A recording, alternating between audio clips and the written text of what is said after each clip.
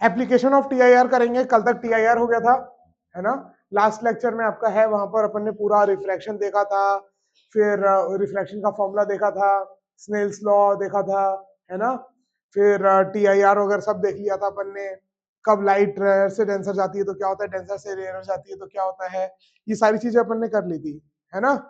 चलो, अब अपन को करना है एप्लीकेशंस ऑफ टीआईआर। तो टीआईआर के कुछ एप्लीकेशंस आप याद रखिएगा, ठीक है। जैसे सबसे पहला है मिराज फॉर्मेशन। मिराज फॉर्मेशन, ठीक है। मैं पूरा डिटेल में नहीं लिख रहा हूं, मैं खाली हेडिंग हेडिंग डाल के आपको समझा दे रहा हूं। मिराज फॉर्मेशन, जब भी आप गर्मी में, बहुत एकदम ज्यादा गर्मी में रोड में आप जाते हैं तो आपको आगे पानी टाइप का दिखता है रोड में, कभी ध्यान दिए हो, नहीं तो कभी ध्यान देना, और पास जाओगे तो नहीं दिखाई देगा। तो वो क्यों दिखाई देता है, due to total internal reflection, ठीक है। जैसे ये रोड है बहुत लंबी सी, आप यहाँ से गाड़ी से आ रहे हो, ठीक है, गाड़ी के अंदर आप बैठे हुए हो, और यहाँ पर कहीं पर ऐसे ट्री है, तो ट्री की परछाई आपको ऐसे नीचे जमीन में दिखेगी, तो आपको ऐसा लगेगा कि पानी है। आपको एक्चुअल में शेडो दिखती है या स्काई दिखती है नीचे, तो आपका दिमाग अपने आप सोचता है कि अरे वहां जमीन में कैसे स्काई दिख रहा है, पक्का पानी होगा, तो आपका दिमाग उसको पानी समझ लेता है है ना। अब वो एक्चुअल में होता क्या है, देखो जब आप बहुत दूर से देख रहे हो तो ये एंगल बहुत कम होता है, एंगल बहुत कम होता है, ठीक है। तो मतलब ये नॉर्मल से अगर आप एंगल देखेंगे तो बहुत ज्यादा, है ना। ये आप नॉर्मल से ये एंगल देखेंगे तो बहुत ज्यादा, तो ऑब्वियसली वो क्रिटिकल एंगल से ज्यादा हो गया। और दूसरा क्या होता है, गर्मी में रोड ब्लैक कलर की होती है, एकदम गर्म, तो उसके ऊपर की एयर क्या हो जाती है, गर्म, एयर क्या हो जाती है, गर्म, ठीक है। तो गर्म एयर जो होती है उसकी रिफ्रैक्टिव इंडेक्स क्या होती है, कम, उसकी रिफ्रैक्टिव इंडेक्स क्या होती है, कम। तो अपन ने देखा था जब भी लाइट डेंसर से रेयर मीडियम में जाती है तो टीआईआर होता है। अगर angle of incidence critical angle से ज्यादा हो तो, ये सब अपन ने लास्ट क्लास में देखा था। तो अब अगर ये एंगल क्रिटिकल एंगल से ज्यादा है और ये डेंसर है और नीचे क्या है, रेयरर, तो जो लाइट है वो टीआईआर हो जाती है, टोटल रिफ्लेक्ट कर जाती है और आपकी आंखों में आती है, और आपको ऐसा लगता है कि जो ट्री है उसकी इमेज कहां बन रही है, नीचे। तो आपको ऐसा दिमाग में आपको लगता है कि वो क्या है, पानी है। अब वो होता क्यों है, बस इसी कारण से ध्यान रखना, गर्मी में रोड गर्म होने के कारण उसके ऊपर की एयर गर्म हो जाती है, जिसके कारण उसकी रिफ्रैक्टिव इंडेक्स कम हो जाती है। तो ऐसे रोड के यहाँ ऊपर में तो रिफ्रैक्टिव इंडेक्स ज्यादा और यहाँ नीचे में रिफ्रैक्टिव इंडेक्स कम, तो जो लाइट आती है वो डेंसर से रेयर में जा रही है और क्रिटिकल एंगल से ज्यादा है तो वो रिफ्लेक्ट कर जाती है ना। तो टोटल इंटरनल रिफ्लेक्शन होता है। और इसी कारण से जो क्लासरूम बहुत चौड़ी चौड़ी होती हैं, तो अगर आप एकदम सामने में और एकदम कोने में बैठे हो तो आपको दिखाई नहीं देता बोर्ड, क्यों, due to TIR, total internal reflection, है ना। मान लो इधर का गेट खुला है, ठीक है, मान लो ये क्लासरूम का बोर्ड है ना, ये आपकी क्लासरूम ऐसे चौड़ी सी है, मान लो यहाँ पर गेट है, लाइट आ रही है जहां से, और आपका बेंच यहाँ पर है, तो यहाँ पर जो लोग बैठे रहते हैं उनको बोर्ड नहीं दिखाई देता है। क्यों नहीं दिखाई देता है, यहां से लाइट आ रही है, तो ये जो सबसे आगे बैठे हैं उनके लिए ये एंगल सबसे ज्यादा होता है, क्रिटिकल एंगल से ज्यादा। तो ये जो बोर्ड की लाइट आनी चाहिए थी आपकी आंखों में, उससे ज्यादा लाइट कौन सी आती है, जो ये बाहर से लाइट आ रही है वो आपकी आंखों में आती है, तो आपको पूरा बोर्ड व्हाइट व्हाइट दिखाई देने लग जाता है, चमकने लग जाता है। That is also a mirage formation.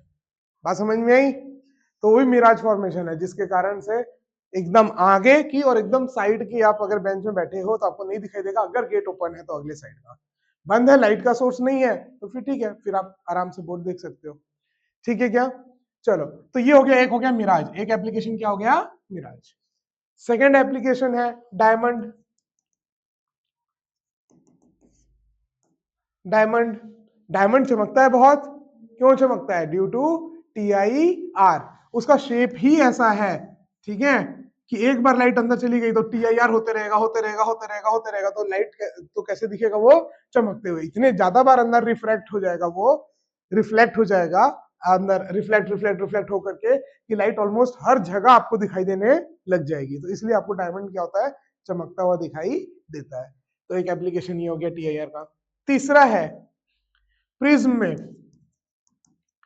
Prism में मोड़ने के लिए 90 डिग्री और 180 डिग्री, लाइट को मोड़ना है और लाइट वेस्ट नहीं होनी चाहिए, तो उसके लिए यूज करते हैं TIR, बहुत इफेक्टिव मेथड है। TIR यूज करते हैं अगर लाइट को मान लो 90 डिग्री मोड़ना है या 180 डिग्री मोड़ना है, होता है ना, लेजर को मोड़ना है, लाइट को कई बार मोड़ना है 90 और 180 डिग्री।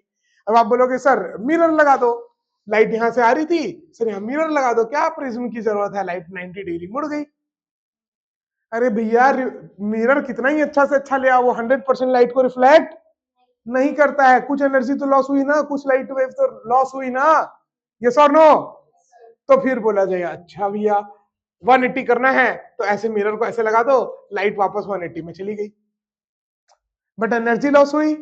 अपन चाहते हैं कि ना हो, एकदम भी ना हो, तो अपन क्या चीज का यूज करते हैं, TIR, टोटल इंटरनल रिफ्लेक्शन में मैंने बताया था 100% लाइट क्या होती है, रिफ्लेक्ट।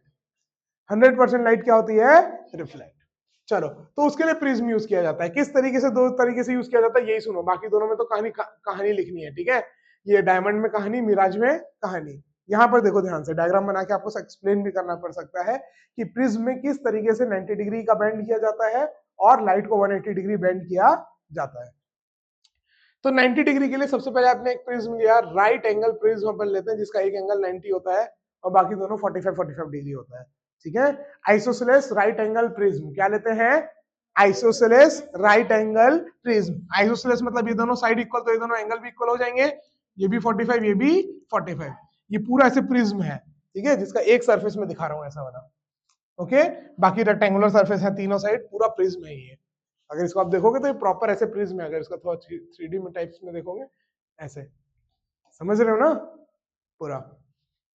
चलो तो अब क्या होता है, यहां पर किसी एक सरफेस से लाइट को ऐसे फेंका जाता है, ठीक है, पैरेलल, किसी एक बेस के पैरेलल। तो ये जो लाइट आके यहाँ पर टकराई, तो ये एंगल आई कितना हो जाएगा, 45, ये भी, अरे सारे एंगल 45 ही हैं, तो सिमेट्रिक से आप डायरेक्ट बता दोगे कि ये भी एंगल कितना हो जाएगा, 45। और ये एंगल जो रखा जाता है 45, ये इसके क्रिटिकल एंगल से ज्यादा हो, इस तरीके का अपन प्रिज्म, इस तरीके का रिफ्रैक्टिव इंडेक्स अपन यूज करते हैं कि सच दैट इसका जो क्रिटिकल एंगल है वो 45 से क्या हो, छोटा, ताकि ये एंगल क्रिटिकल एंगल से क्या हो जाए, बड़ा। अगर ये क्रिटिकल एंगल से बड़ा हो गया तो पूरी 100% लाइट रिफ्लेक्ट करेगी। अरे TIR होगा, अरे TIR का कंडीशन क्या था, TIR का कंडीशन पहला था कि डेंसर से रेयरर जानी चाहिए लाइट, देखो डेंसर से रेयरर जा रही है, अंदर ग्लास बाहर हवा। और दूसरी कंडीशन क्या थी कि एंगल आई जो है वो क्रिटिकल एंगल से ज्यादा होना चाहिए, यस और नो। तो ये 45 डिग्री को रखा जाता है कि वो क्रिटिकल एंगल से क्या हो, ज्यादा। तो लाइट टोटल रिफ्लेक्ट करेगी, तो angle i is equal to angle r, ये 45, ये भी 45, टोटल कितनी बेंडिंग हो गई, 90, और एक भी नुकसान नहीं हुआ, पूरी 100% लाइट रिफ्लेक्ट हुई। तो जब भी लाइट को 90 डिग्री मूव किया जाता है, 180 डिग्री मूव किया जाता है, ऑप्टिकल इंस्ट्रूमेंट्स में हर जगह प्रिज्म यूज किया जाता है। क्यों यूज किया जाता है, आप समझ में आया, मिरर कहीं नहीं देखोगे आप, हर जगह प्रिज्म देखोगे कि प्रिज्म को यूज किया जाता है लाइट को मोड़ने के लिए। क्यों, क्योंकि वहां पर कोई भी लॉस नहीं होता है, 100% रे पूरी की पूरी क्या होती है, रिफ्लेक्ट। ये बात समझ में आई, ठीक है। आपके एनसीईआरटी में, आपकी बुक में भी आपको इसका डायग्राम मिल जाएगा पूरा, ठीक है। तो ये हो गया 90 डिग्री वाला। अच्छा नोट्स बना रहे हो कि नहीं, जा करके लेक्चर देख करके दिखाओ तो।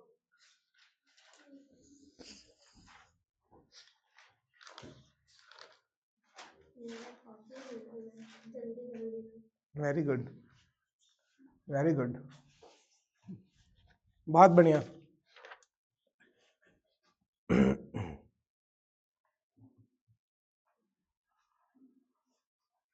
हाँ चलो नेक्स्ट, 90 डिग्री हो गया, अब कितना मोड़ना है लाइट को, 180 डिग्री, 180 डिग्री मोड़ना है। तो अपन क्या करेंगे, प्रिज्म को लेंगे अब, वही राइट एंगल आइसोसेलेस प्रिज्म है ना, कौन सा लेते हैं, right angle isosceles prism. Right angle भी है और आइसोसेलेस भी है, मतलब दो साइड इक्वल है उसके, ठीक है। तो राइट एंगल आइसोसेलेस प्रिज्म अपन ने लिया।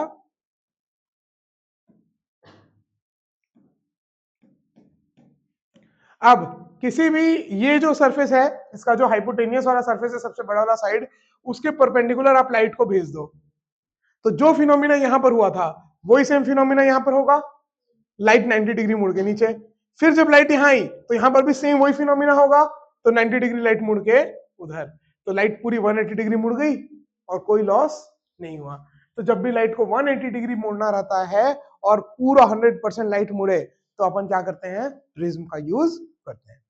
तो मेन आपको डायग्राम ही खाली याद होना चाहिए 90 डिग्री के लिए और 180 डिग्री के लिए। एक और है, इमेज को इन्वर्ट करना है, सीधी इमेज है उसको उल्टी करना है, इन्वर्ट करना है, तो वो इन्वर्ट करने के लिए भी अपन प्रिज्म ही यूज करते हैं। कैसे, यहां बना रहा हूं,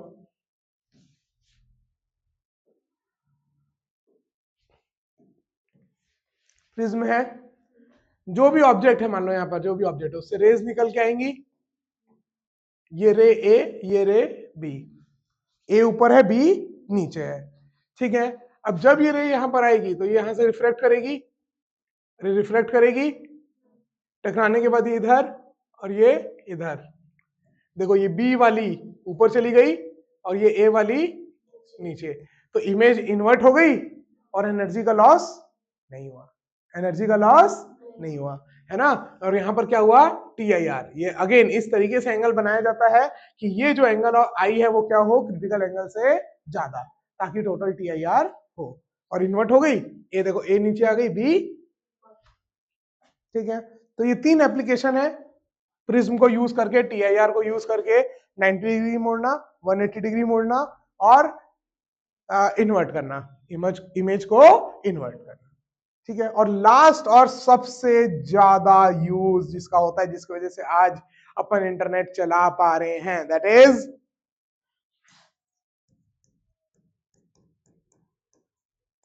is optical fibre, that is optical fibre, ठीक है। इसी के वजह से आप आज इंटरनेट चला पा रहे हो, पूरा एक कंट्री से दूसरे कंट्री अपन ने पूरा ऑप्टिकल फाइबर बिछा रखे हैं पूरे जाल के जैसे पूरे वर्ल्ड में, जिसकी वजह से इंटरनेट इतना फास्ट चलता है आपका, आप ऐसे क्लिक करते हो और आपका जो डेटा कहीं अमेरिका में कहीं पर सर्वर में सेव है, तुरंत आपके पास आ जाता है ना, विद इन नो टाइम, आपसे क्लिक किया और तुरंत आ गया, माइक्रो सेकंड के अंदर, मिली सेकंड के अंदर, है ना। तो that is due to optical fibre, ठीक है। ऑप्टिकल फाइबर बहुत डिटेल में नहीं दिया हुआ है कुछ भी, है ना, बाकी एक बार एनसीईआरटी आप लोग जरूर रीड करना है इसका पूरा थ्योरी के लिए, ठीक है।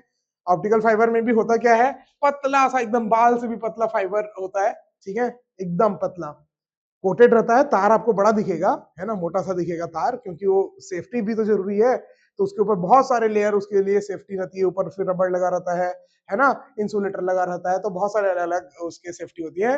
बट इसके अंदर अगर आप देखेंगे तो एकदम पतला सा बाल जितना पतला वायर होता है।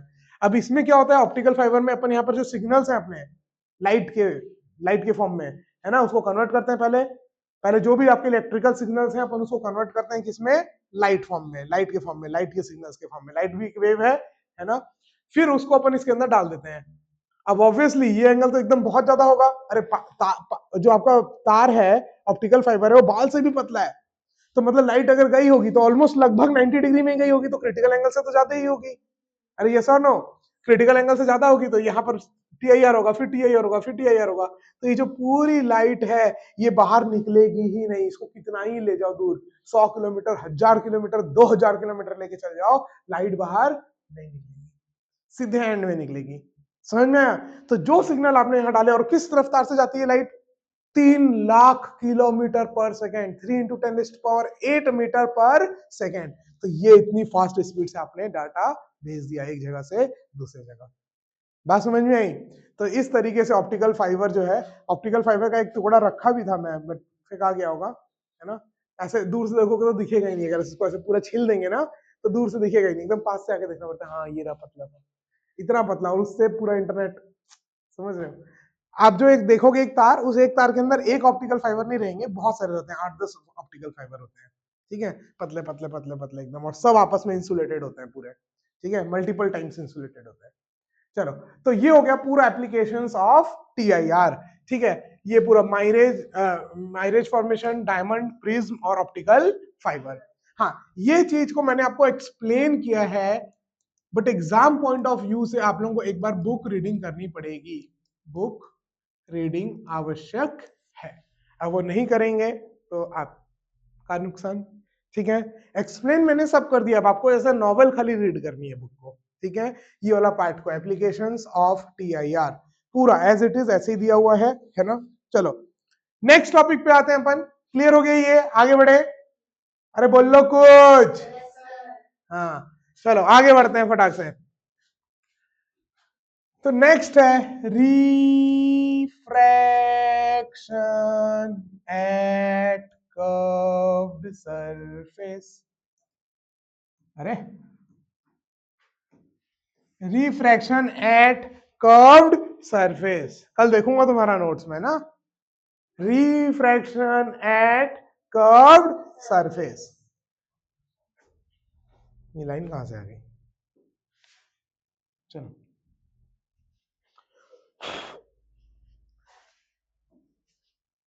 कर्व्ड सरफेस है, अंदर पूरा कुछ और पानी है, मान लो N2 रिफ्रैक्टिव इंडेक्स और यहाँ का N1 रिफ्रैक्टिव इंडेक्स।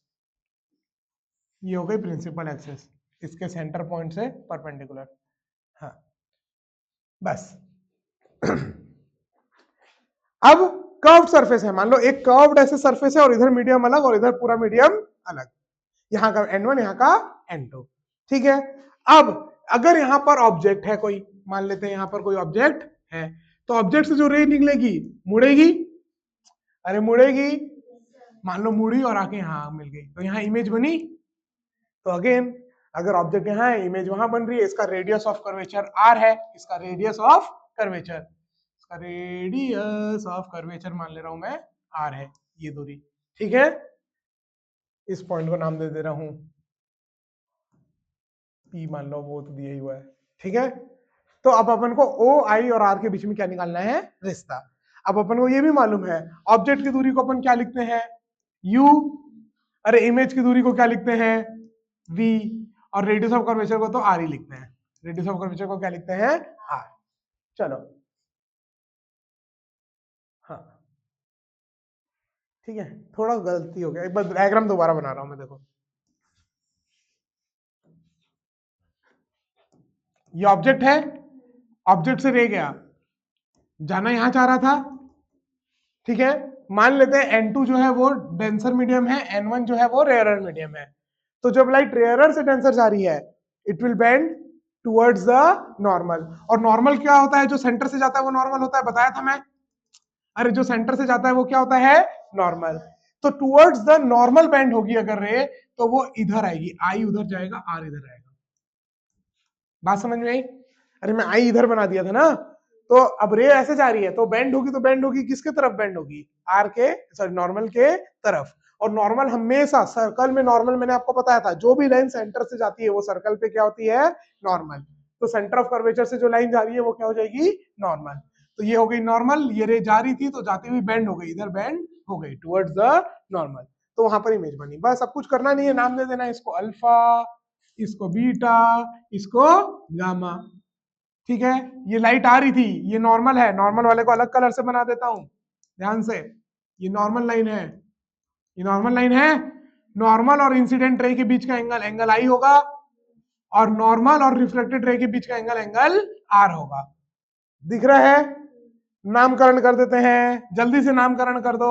इस पॉइंट का नामकरण हो रखा है, इस पॉइंट का नामकरण हो गया, इस पॉइंट का हो गया, इस पॉइंट का हो गया, इस पॉइंट का एम बोल देता हूं, और इसका जो परपेंडिकुलर आ रहा है उसको एन। याद रखना वापस से एम और पी को मैं क्या मानूंगा? सेम। क्यों? क्योंकि अपन अगेन अगेन जो भी बातें कर रहे हैं किसके लिए कर रहे हैं? पैरेक्सियल रेज, जिनका एंगल ऑफ इंसिडेंस बहुत कम होता है, 2, 4, 5 डिग्री, ठीक है। तो एक्चुअल में बनाने के लिए डायग्राम ऐसे चौड़ा बना हुआ है, ये है एकदम इतने से की बात, समझ रहे हो? सारी रेजें से पास पास आ रही हैं, पास पास जा रही हैं, अरे चमकेगी, ये बात है ना। तो चलो, तो अपन बनाने के लिए, समझाने के लिए उसको ऐसे बड़ा बनाया है, हो रहा है सब कम, एकदम कम एरिया में, ठीक है। चलो, तो इसीलिए अब अगर ये पॉइंट अगर ऐसा होता, एकदम रे ऐसे जा रही होती, यहां से एकदम ऐसे जा रही होती, तो ये एम और पी दोनों सेम आते, है ना। तो इसीलिए मैं एन और पी को क्या मानूंगा? सेम, ठीक है, क्लियर। बस अब आपने देखा होगा जब अपन ने मिरर डेरिवेशन किया था तो एक्सटीरियर एंगल प्रॉपर्टी लगाई थी, बस वही काम यहां पर भी करना है। क्या करना है? Exterior angle property. तो भैया ट्रायंगल दिख रहा है, इन ट्रायंगल, देखना, देखते जाना जो ट्रायंगल मैं बोल रहा हूं, ओ एम आर, ट्रायंगल दिख रहा है, ट्रायंगल ओ एम आर दिख रहा है, एक्सटीरियर एंगल दिख रहा है। ओ एम आर का एक्सटीरियर एंगल कौन सा है? कोई भी साइड जिसको बढ़ा दो आगे, ये देखो, ये इसमें से इसको बढ़ाया तो इसका तो काम ही नहीं है, ये साइड बढ़ाया तो इसका भी कुछ अपन ने वैल्यू लिया नहीं है, इसको बढ़ाया, अच्छा ये दिया हुआ है आई, तो exterior angle is equal to sum of opposite interior angle. यहां लिख देना exterior angle is equal to sum of opposite interior angle. ठीक है, exterior angle is equal to sum of interior opposite angle. ठीक है, चलो next, in triangle, देखो दिखते जाना चाहिए ट्रायंगल। कौन से ट्रायंगल की मैं बात कर रहा हूं? एमआरआई। इन ट्रायंगल एमआरआई दिख रहा है? दिख रहा है ट्रायंगल एमआरआई? तो इसमें कौन सा एक्सटीरियर एंगल? ये एक्सटीरियर एंगल दिख रहा है, तो exterior angle equal to sum of interior opposite angle. देखो ना, ये ट्रायंगल में देखो, ये ऐसे ट्रायंगल है तो ये बाहर निकला हुआ है, तो ये exterior angle equal to sum of interior opposite angle. ठीक है, तो आप यहां पर क्या लिखोगे? Beta is equal to, beta is equal to क्या लिखोगे? R plus gamma. ठीक है, अरे ठीक है, तो यहां से आर की वैल्यू आ गई बीटा माइनस गामा। इसको आपने बोल दिया इक्वेशन नंबर 2, इसको आपने बोल दिया इक्वेशन नंबर 1। अच्छा, और यहाँ का रीजन वही है ना, ऊपर वाला, exterior angle equal to sum of interior opposite angle. Now applying, क्या अप्लाई कर रहे हैं? अरे लाइट बेंड हो रही है तो स्नेल्स लॉ। अरे लाइट बेंड हो रही है, रिफ्रैक्शन हो रहा है, तो क्या लगाओगे? तो अप्लाइंग स्नेल्स लॉ। क्या अप्लाई कर रहे हैं? Snell's law. तो स्नेल्स लॉ क्या बोलता है? n1 sin i equal to n2 sin r, यही बताया था। n1 sin i is equal to n2 sin r, तो n1 sin i is equal to n2 sin r। n1 sin i is equal to n2 sin r, तो n1 i is equal to n2 r, because बताओ, because all angles are small. अगर जब बहुत angle छोटे होते हैं तो sine theta की वैल्यू होती है थीटा के बराबर। अरे बताया था, तो साइन आई की जगह मैंने लिख दिया आई, साइन आर की जगह मैंने लिख दिया आर। कोई समस्या किसी भी प्रकार की? अरे वही कर रहे हैं, सेम वही जो अपन ने मिरर फॉर्मूला डिराइव किया था लेक्चर 1, जो मैं रिकॉर्ड नहीं कर पाया था, यूट्यूब में नहीं डाल पाया था, है ना। तो उसमें अपन ने जैसा किया था, एक्सटीरियर एंगल प्रॉपर्टी लगाई थी, बस सारी वैल्यूज पुट कर दी थी, है ना। वो जो ऊपर आई बन रहा था उसको हटा दिया था, अरे हटा दिया था, और फिर बस क्या कर दिया था, थीटा की जगह टेन थीटा, और वैल्यू आ गई थी, अपना फॉर्मूला आ गया था 1/v plus 1/u is equal to 1/r। तो वही अपन यहाँ पर कर रहे हैं, दो ट्रायंगल बन रहे हैं, दोनों में एक्सटीरियर एंगल प्रॉपर्टी लगाए, बस अब आई और आर हटाना है। वहां से आई हटाए थे, यहाँ से क्या हटाना है? आई और आर। तो अपन ने बोला आई और आर के बीच में भी तो एक और रिश्ता होना चाहिए, अब दो चीज हटाना है तो एक और रिश्ता चाहिए अपन को। तो अपन ने बोला कि ठीक है भैया, एक और रिश्ता आ गया, ये n1 i is equal to n2 r। अब आई और आर हटाना है तो आई की वैल्यू 1 से यहाँ पुट कर दूं और आर की वैल्यू 2 से यहाँ पुट कर दूं, तो putting value of i and r from equation 1 and 2 लिख देता हूं। ठीक है, putting value of I and R from equation 1 and 2। ठीक है, इक्वेशन 1 और 2 से अपन I और R की वैल्यू पुट कर देते हैं। ठीक है, याद होते जा रहा है, करना क्या है, दो डायग्राम बनाना है मेन। तो डायग्राम बन गया तो सब कुछ हो गया, डायग्राम बन गया तो तुरंत देख लिया, exterior angle equal to sum of interior opposite angle, exterior angle equal to sum of interior opposite angle.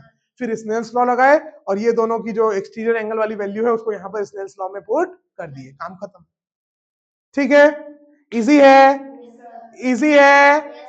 चलो, तो n1 आई की जगह क्या पुट करूंगा? Alpha plus beta is equal to n2। R की जगह क्या पुट करूंगा? Beta minus gamma. ठीक है, बस हो गया।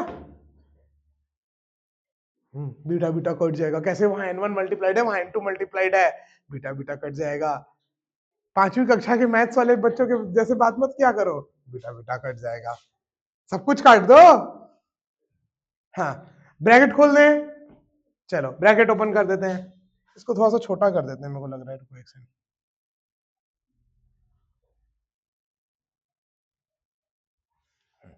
थोड़ी सी जगह मिल गई। चलो n1 alpha plus n1 beta is equal to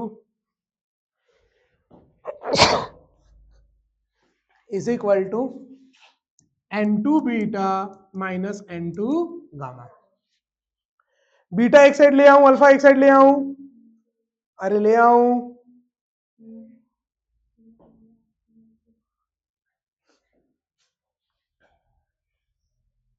मेरे को फाइनल आंसर क्या चाहिए? मेरे को आंसर चाहिए n2 by we minus n1 by you is equal to n2 minus n1 by r. ये रिश्ता चाहिए जो रटना है एकदम, है ना। अब वो निकालते हैं, n2 बाई वी आ गया, चलो देखो देखो देखो, इसको उधर लेके जा रहा हूं, इसको इधर लेके आ रहा हूं, ठीक है।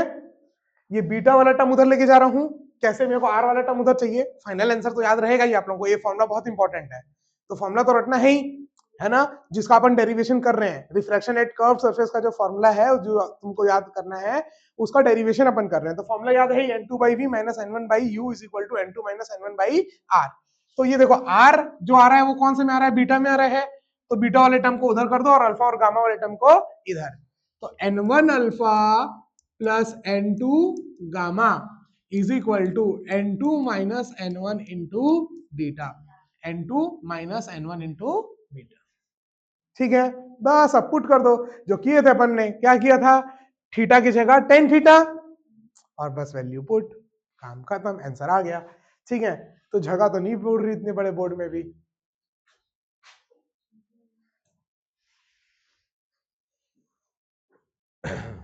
इसकी जरूरत नहीं है।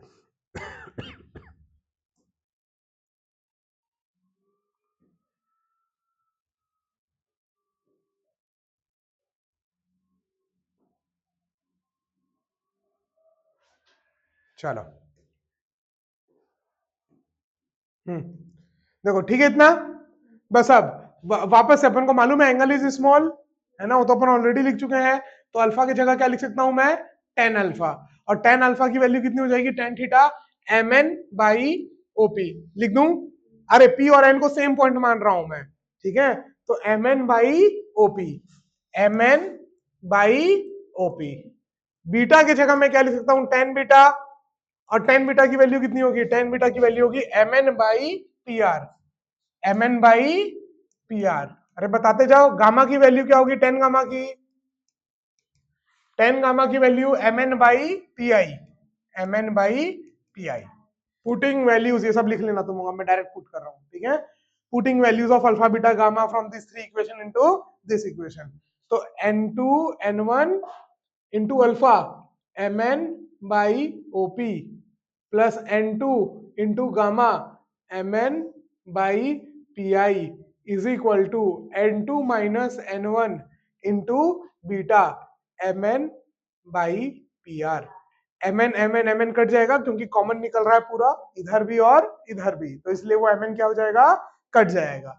चलो अब वैल्यू पुट कर दूं, ओपी, ओपी क्या है? यू, अरे क्या है? यू, तो वैल्यू पुट कर दूं। चलो हाँ, माइनस यू, अरे अपन ये तो डिस्टेंस है ना खाली, अपन ने अभी जो फॉर्मुला में वैल्यू पुट करी वो डिस्टेंस है, बट अपन को तो ये हमेशा हर चीज के लिए करना है, चाहे ये रेयर हो, चाहिए डेंसर हो, चाहिए डेंसर हो, चाहिए रेयर हो, रेयर हो, कुछ भी हो। तो अपन को मालूम है कि भैया ये जो पोल के इधर वाली डिस्टेंस है ये क्या होती है? नेगेटिव। तो इसको मैं माइनस यू पुट कर रहा हूं, करूं तो n1 by minus you plus n2 by P I, P I image की दूरी को क्या डिनोट करते हैं? v, और राइट साइड में है तो पॉजिटिव ही रहेगी, v is equal to n2 minus n1 by pr की वैल्यू, pr की वैल्यू क्या है? r, और ये r ऑलरेडी राइट साइड में है तो पॉजिटिव r आ गई। इसको इधर लिख दूं, इसको उधर लिख दूं, तो n2 by v minus n1 by u is equal to n2 minus n1 by r। नींद में भी याद होना चाहिए वो फॉर्मूला। देख लो एक बार फटाक से, 2 मिनट। क्या किया? कुछ नहीं, एक्सटीरियर एंगल प्रॉपर्टी लगाया, स्नेल्स लॉ लगाया, वैल्यू पुट कर दिया और थीटा की जगह टेन थीटा लिख दिया, बस, और काट दिया। और साइन कन्वेंशन के लिए बस एक चीज ध्यान दी कि यू की जगह क्या पुट करना है, माइनस यू। बाकी v तो पॉजिटिव है, आर भी पॉजिटिव है। तो फॉर्मूला आ गया जो रटना है अभी इसी वक्त, क्या, सामने वाला refractive index upon V, light reflection के बाद जहां जा रही है, ऐसे याद रखना, लाइट रिफ्लेक्शन के बाद जहां जा रही है वहां का refractive index upon V, minus जहां से आ रही थी वहां का refractive index by you, is equal to दोनों रिफ्रैक्टिव इंडेक्स का सब्ट्रैक्शन अपॉन आर। याद रहेगा, n2 by we minus n1 by you is equal to n2 minus n1 by R. याद हो गया, पक्का, लिख लो, लिख के देख लो फॉर्मूला एक बार, n2 by we minus n1 by you is equal to n2 minus n1 by r.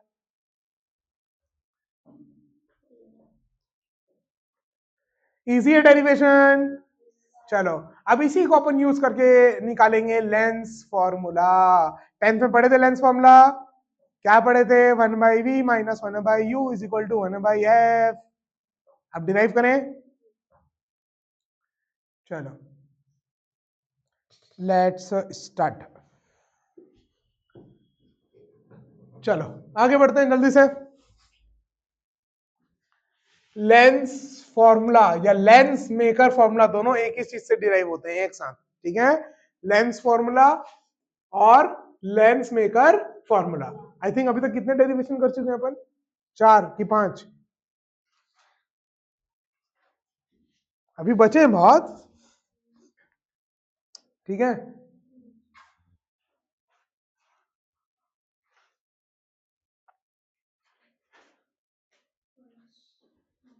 ये 5वां है, चलो 5 और बचे, मतलब इसके बाद ये 2 हैं एक साथ, मतलब मान लो 5 और 6, ठीक है। लेंस फॉर्मूला और lens maker formula. Lens formula तो याद है, लेंस मेकर फॉर्मूला आज याद हो जाएगा अगर वहां तक पहुंच गए तो, ठीक है। समय बता देना ना तुम लोग स्कूल के लिए लेट होगी तो, हाँ, अच्छा चलो ठीक है। लेंस फॉर्मूला थ्योरी देख लेते हैं, डेरिवेशन भले कल कर लेंगे, समझ लेते हैं हो क्या रहा है।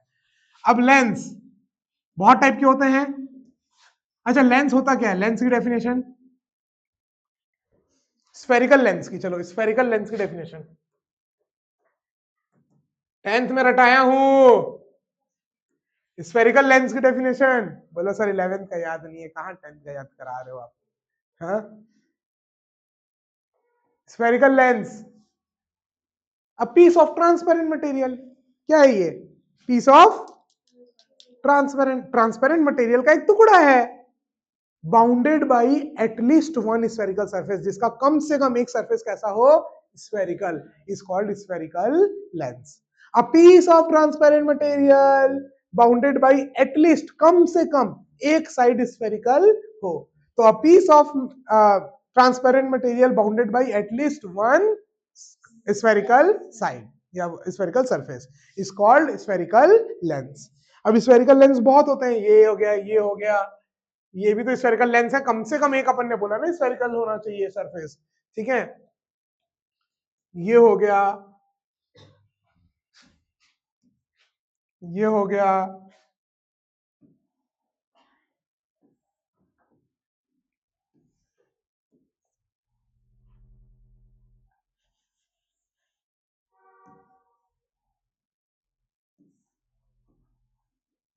ये हो गया, बस देखो ये क्या है आपका, convex lens, by convex lens, या नॉर्मल अपन क्या बोल देते हैं, कॉन्वेक्स लेंस। ये आपका क्या है, कॉनकेव लेंस, ठीक है। ये क्या है आपका, प्लेनो कॉन्वेक्स लेंस, एक साइड प्लेन है तो प्लेनो कॉन्वेक्स लेंस, ये हो गया प्लेनो कॉनकेव लेंस। अब ये है इंपॉर्टेंट, कभी भी जो भी चश्मा लगाते हैं उनका चश्मा उठा के देखना, कोई सरफेस प्लेन दिखेगी, अच्छा, या इस टाइप का या इस टाइप का लेंस दिखेगा, कभी नहीं, कभी नहीं, दोनों एक ही साइड कर्व्ड है, अंदर ये भी और अंदर वो भी, दोनों। आप खुद कभी फील करके देखना, ये भी अंदर, ये वाला सरफेस भी अंदर साइड कर्व्ड है, ये वाला सरफेस भी इधर ही साइड ही कर्व्ड है, तो या तो ये लेंस होंगे या ये, बात समझ में आई। जैसे ये जो है ये वाला है, ठीक है, नेगेटिव पावर मतलब कॉनकेव, कॉनकेव क्या होते हैं? जो बीच से पतले होते हैं और कोने कोने से मोटे। तो ये बीच से पतला है और कोने कोने से मोटा, बट है सेम साइड में कर्व्ड, ये भी अंदर कर्व्ड और ये भी अंदर कर्व्ड, बट दोनों का रेडियस ऑफ कर्वेचर अलग है, जिसके कारण से इसके अंदर क्या आ जाती है? पावर। अगर रेडियस ऑफ कर्वेचर एकदम बराबर कर दो इसका और इसका एकदम एकदम बराबर कर दो, एकदम बराबर, तो इसका कोई पावर नहीं होगा। तो जैसे कई चश्मे आपने देखे होंगे वो भी कर्व्ड होते हैं, लेकिन उनमें कोई पावर नहीं होता, जीरो पावर के चश्मे जो होते हैं। तो उसमें क्या होता है, जो रेडियस ऑफ कर्वेचर अंदर कर्व का वही रेडियस ऑफ कर्वेचर बाहर कर्व का। ठीक है, तो जब दोनों का रेडियस ऑफ कर्वेचर बराबर, तो पावर कितनी हो जाती है? जीरो। तो इस रेडियस ऑफ कर्वेचर का डिपेंडेंस है पावर के ऊपर, मतलब फोकल लेंथ के ऊपर। तो फोकल लेंथ का जो इस रेडियस ऑफ कर्वेचर से जो रिश्ता है उसी को बोलते हैं लेंस मेकर फॉर्मूला, जो कल अपन डिराइव करेंगे, जो आएगा आपका 1/f is equal to mu relative minus 1 into 1/r1 minus 1/r2। नींद में भी याद होना चाहिए। ठीक है, लेंस मेकर फॉर्मूला बहुत इंपॉर्टेंट है ना? इसको बोलते हैं lens maker formula. Lens maker, lens बनाने वालों के लिए वो फॉर्मूला है कि भैया रेडियस ऑफ कर्वेचर दोनों कितना कितना रखें कि ये डिजायर्ड फोकल लेंथ आपको आए। और 1 फोकल लेंथ ही तो क्या होती है? पावर। अरे ये तो 10th में पढ़े ही थे, है ना? 1 फोकल लेंथ क्या होती है? पावर। तो पावर का जो फॉर्मूला है, इसका जो पावर अपन निकालते हैं वो किस चीज के ऊपर डिपेंड करता है? कर्वेचर, अंदर वाला और बाहर। ठीक है, तो जैसे जिनको भी नेगेटिव पावर का होगा उनका देखना बीच से पतला होगा, कोने कोने से मोटा, और जिनको प्लस पावर का होगा सेम डायरेक्शन में ही कर्व्ड होगा, लेकिन बीच से मोटा होगा और कोने कोने से पतला। ठीक है, ठीक है क्या? ये बात समझ में आ रही है? तो अब इसको क्या बोलते हैं? नेट, देखो नेट रेडियस ऑफ कर्वेचर इसका ज्यादा है, कॉन्वेक्स वाले का, और कॉनकेव वाले का कम। तो ये है तो कौन सा? अरे बीच से मोटा है ना, बीच से मोटा है, तो ये है कौन सा? कॉन्वेक्स। तो इसको आप क्या बोलोगे? कॉनकेवो, कॉनकेवो कॉन्वेक्स, क्योंकि है एक्चुअल में क्या ये? कॉन्वेक्स। ये क्या करेगा? कन्वर्ज। क्या करेगा? कन्वर्ज। जो रेज आ रही हैं उनको कन्वर्ज करेगा। अरे 10th में पढ़ाया था ना। और ये जो रेज आ रही है उनको क्या करेगा? डाइवर्ज। कैसे करेगा वो भी बता दूंगा, 10th का ही था। ठीक है, तो ये एक्चुअल में क्या करेगा? कन्वर्ज, और ये एक्चुअल में क्या करेगा? डाइवर्ज, है ना? तो ये है कॉनकेव, तो इसको आप लिखोगे कॉन्वेक्सो कॉनकेव। तो अपन इसके बारे में ज्यादा बातें नहीं करेंगे, ज्यादा नहीं पढ़ेंगे, लेकिन अपने डे टू डे लाइफ में जो आप चश्मा पहनते हो उसमें यही यूज आते हैं। ठीक है, ये, और उसका भी रीजन है कि भैया जब लाइट बिखरती है, अभी आगे अपन पढ़ेंगे डिस्पर्जन, अलग अलग 7 कलर में बिखर जाएगी, तो ये भी तो देखना चाहिए ना अपन को कि लाइट को तो मोड़े, लेकिन ऐसे इंद्रधनुष ना बने हर चीज के कोने कोने में। समझ रहे हो? खाली अगर आप एक लेंस ले लोगे नॉर्मल, और नॉर्मल लेंस देखोगे तो आपको कोने कोने में हल्का सा 3-4 कलर दिखेगा हर ऑब्जेक्ट के, है ना? तो वो क्यों हो रहा है? क्योंकि लाइट जब भी बेंड होती है तो वो डिस्पर्स हो जाती है ना? पूरी की पूरी अलग अलग कलर में बिखर जाती है। तो वो भी ना हो, तो इस कारण से अपन इतनी हाईली इंजीनियर्ड चीज, अपन को लगता है क्या है चश्मा, इसके पीछे भी कितनी इंजीनियरिंग लगी हुई है। सोच रहे हो? पूरा गंदा कर दिया मैं अपना चश्मा, है ना? तो ठीक है, आज के लिए इतना ही। कल करेंगे आते के साथ सबसे पहले 2 फॉर्मूले रिवाइज, है ना? रिवाइज बोल रहा हूँ, डिराइव। स्फेरिकल लेंस का फॉर्मूला जो कि 1/v minus 1/u is equal to 1/f होता है, जो आप लोगों को 10 से रटा हुआ है, और दूसरा लेंस मेकर फॉर्मूला, दोनों एक ही साथ आएंगे, सेम डेरिवेशन से दोनों आएंगे। ठीक है, बस लास्ट स्टेप दोनों का अलग रहेगा। तो ये दोनों होने के बाद अपन करेंगे कुछ क्वेश्चंस, फिर थ्योरी कर देंगे पॉज 1 दिन 2 दिन के लिए। ठीक है, टाटा, बाय बाय।